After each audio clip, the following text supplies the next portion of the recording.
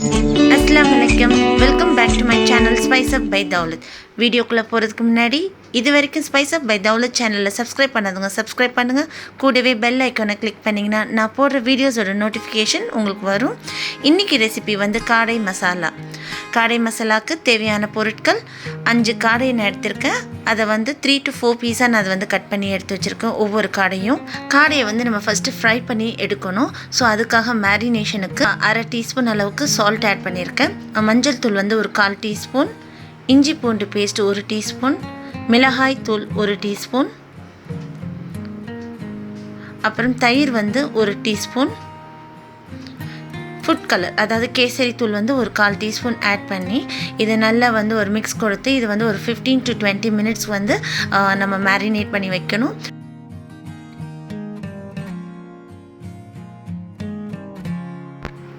இப்போ 15 நிமிஷம் ஆயிடுச்சு. இப்போ நான் ஒரு கடாயில் வந்து ஆயில் எடுத்திருக்கேன். மேரினேட் பண்ணி வச்சுருக்க அந்த காடை பீசஸை வந்து ஃப்ரை பண்ணி எடுக்கணும். ஸோ நான் இந்த மாதிரி வந்து ஒரு எல்லாத்தையும் மொத்தமாக வந்து ஃப்ரை பண்ணாமல் ஃபஸ்ட்டு ஒரு பாதியை வந்து ஃப்ரை பண்ணி எடுக்கிறேன். ஸோ இது வந்து ரொம்ப கிறிஸ்பியாக ஃப்ரை ஆகணுன்ற அளவுக்கு நம்ம ஃப்ரை பண்ணக்கூடாது. ஒரு செமி ஃப்ரை தான் இது. ஸோ இது வந்து நான் இப்போ பக்கமும் ஃப்ரை ஆகணுன்றதுக்காக இந்த மாதிரி வந்து திருப்பி விடுறேன்.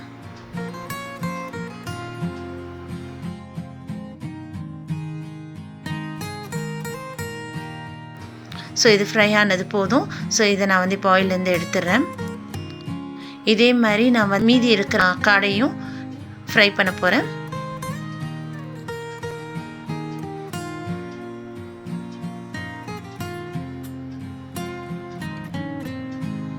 ஸோ நம்ம எப்படி ஃப்ரை பண்ணோமோ ஃபஸ்ட்டு ஹாஃபை அதே மாதிரி தான் இந்த பீசஸும் நான் ஃப்ரை பண்ணி எடுக்கிறேன்.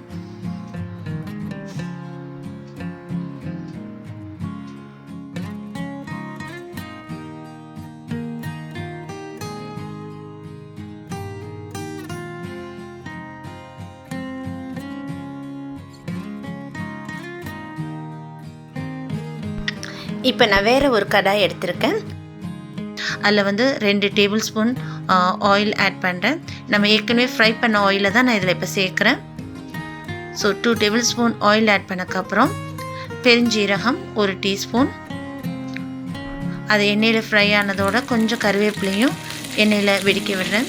அதுக்கப்புறம் நல்ல பொடிசாக நறுக்கின பூண்டு வந்து 1.5 டீஸ்பூன் அளவுக்கு ஆட் பண்ணுறேன். அப்புறம் இஞ்சியும் வந்து அதே மாதிரி நல்ல பொடிசாக நறுக்குனதை 1 டீஸ்பூன் ஆட் பண்ணுறேன். அதுக்கப்புறம் சின்ன வெங்காயம் 1 கப் அளவுக்கு அதையும் வந்து இந்த ஆயிலில் ஆட் பண்ணி நல்லா வந்து வதக்கிக்கோங்க. எண்ணெயில் நல்லா வதங்கினக்கப்புறம் ஒரு டிரான்ஸ்பரண்ட் ஆகிற அளவுக்கு வதக்கினா போதும். அது ஆக்சுவலி டேக்ஸ் வந்து ஒரு 1 மினிட் தான் ஆகும்.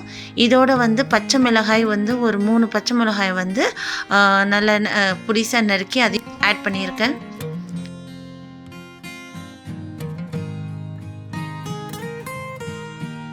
இப்போது எடுத்து வச்சுருக்க மசாலா, மல்லித்தூள் வந்து 2 டேபிள் ஸ்பூன், மிளகாய்த்தூள் வந்து 1.5 டேபிள் ஸ்பூன், ஜீரகத்தூள் 1 டேபிள் ஸ்பூன், அப்புறம் மஞ்சள் தூள் 1 டீஸ்பூன். இந்த எல்லா மசாலாவும் வந்து நம்ம வந்து அந்த ட்ரையாகவே ஆட் பண்ணி கொஞ்சம் ஒரு 1 மினிட் அளவுக்கு அந்த வெங்காயத்தில் வதக்குனக்கப்புறம் தான் தக்காளி ஆட் பண்ணணும். ஒரு 2 தக்காளி பொடிசாக நறுக்கி எடுத்திருக்கேன். அதையும் வந்து எண்ணெயில் நல்லா அந்த மசாலாவோடு நல்லா வதக்கிட்டு இந்த மசாலாவுக்கு அதாவது காடை கிரேவிக்கு தேவையான அளவு 1 டீஸ்பூன் அளவுக்கு உப்பு சேர்த்துருக்கேன். அது ஆட் பண்ணி நல்லா வதக்குனக்கப்புறம் ஒரு 1 மினிட்டுக்கு வந்து லிட்டை வச்சு க்ளோஸ் பண்ணி வதங்க விடுவோம். இப்போ 1 மினிட் ஆயிடுச்சு. இப்போ நல்லா வந்து மசாலா வந்து அந்த நம்ம ஆயிலோடையும் வெங்காயம் தக்காளியோடையும் நல்லா வதங்கிருச்சு. இப்போது இந்த கிரேவிக்கு தேவையான அளவு வாட்டர் ஆட் பண்ணுறேன். கரெக்டாக ஒரு 1 கிளாஸ் அளவுக்கு வாட்டர் ஆட் பண்ணுங்கள். ஸோ இந்த தண்ணியை வந்து இந்த மசாலாவில் நம்ம இப்போ கொதிக்க விடணும். ஸோ நான் இப்போ திருப்பி இதை மூடி வச்சு 2 நிமிஷத்துக்கு கொதிக்க விட போகிறேன். இப்போ 2 நிமிஷம் ஆயிடுச்சு. நல்லா பாருங்கள் மலன்னு இப்போ எப்படி கொதிக்குது. இப்போது நம்ம ஃப்ரை பண்ணி எடுத்து வச்சுருக்க இந்த காடை பீசஸை வந்து இந்த கிரேவியில் ஆட் பண்ணுறேன். ஸோ இது நல்லா வந்து ஒரு மிக்ஸ் கொடுத்துட்டு லிட்டை வச்சு க்ளோஸ் பண்ணி ஒரு 3 நிமிஷத்துக்கு கொதிக்க விட போகிறேன்.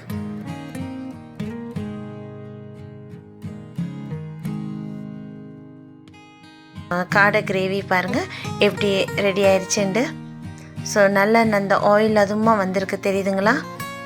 ஸோ நான் இதை ஒரு மிக்ஸ் கொடுத்துட்டு நான் இப்போ இதை திருப்பியும் ஒரு 1 மினிட்டுக்கு லோ ஃப்ளேமில் வதங்க விட போகிறேன். அப்போ தான் இன்னும் கொஞ்சம் ஆயில் அதுவுமா நம்மளுக்கு கிரேவி வரும். ஸோ நான் இப்போ ஒரு லிட்டை வச்சு க்ளோஸ் பண்ணிட்டு சிம்மில் ஃப்ளேமை வச்சு ஒரு 1 மினிட்டுக்கு வதக்க விட போகிறேன்.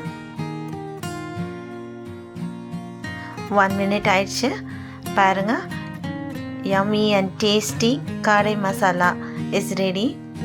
ஸோ தெரியுதுங்களா உங்களுக்கு எவ்வளோ ஆயில் அதுவுமா நம்மளுக்கு, அதாவது மசாலா எவ்வளோ அழகாக கிரேவியாக இருக்குதுண்டு. ஸோ இதோடு நான் இப்போது ஒரு 1 டீஸ்பூன் அளவுக்கு பெப்பர் ஆட் பண்ணுறேன்.